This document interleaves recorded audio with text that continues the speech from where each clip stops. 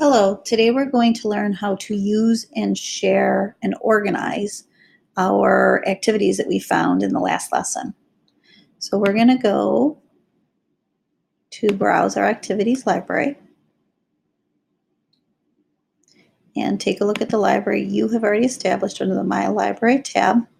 And our goal is to have between 5 and 8 different activities.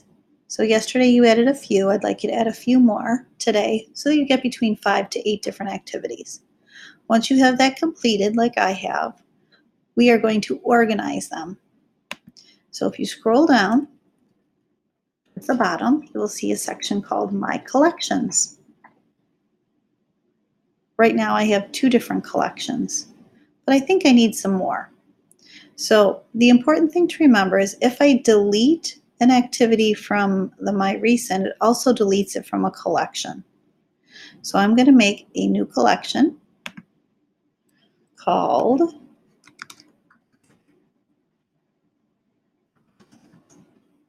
First Grade ELA.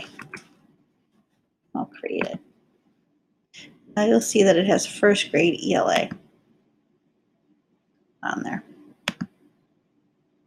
I can click on it. 3 little dots means I can edit it.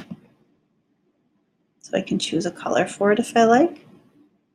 I can give it a description.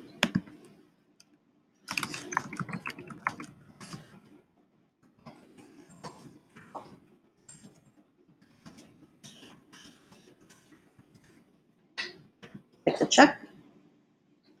And then I can go back to my library and start adding them to my collections.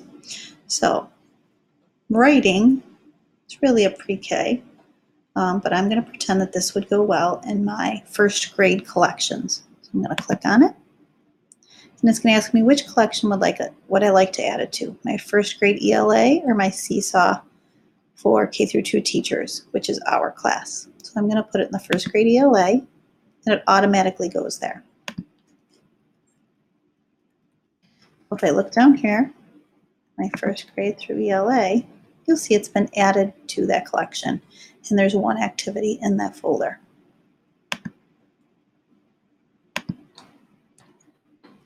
you can see inside my Seesaw, I have the 10 activities that we are going to do. So if I wanted to organize the ones that were not in folders, I could look for some other ELA, add it to the first grade ELA. Senses, those are sign. Oh, I could do this one. Add it to first grade ELA. Blue, could add that to first grade ELA. And it starts to take away the ones that I have not organized yet.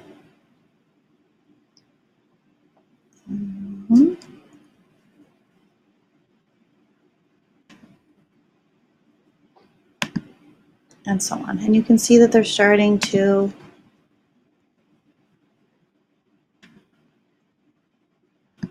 disappear.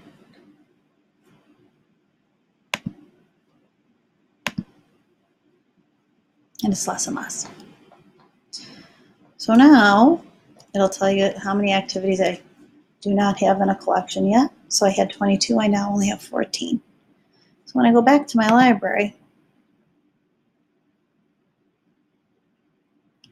I now have these collections with 8 different ELA activities.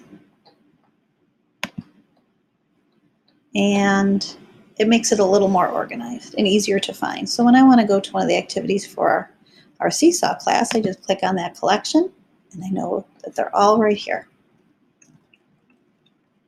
Now let's say I wanted to add one to my class.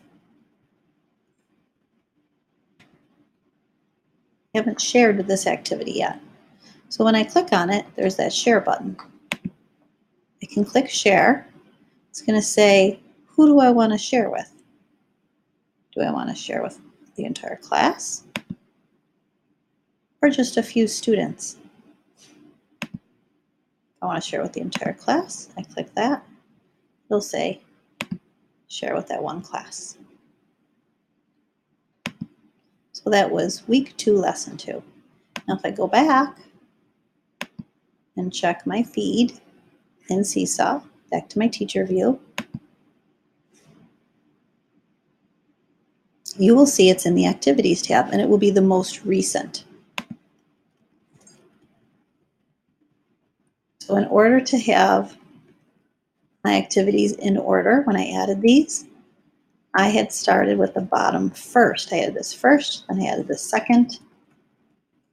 Now you can see I'm out of order because I added that third. So just a little tip to keep in mind. If you want it to be in order, you want to start from your last activity and work backwards towards your first.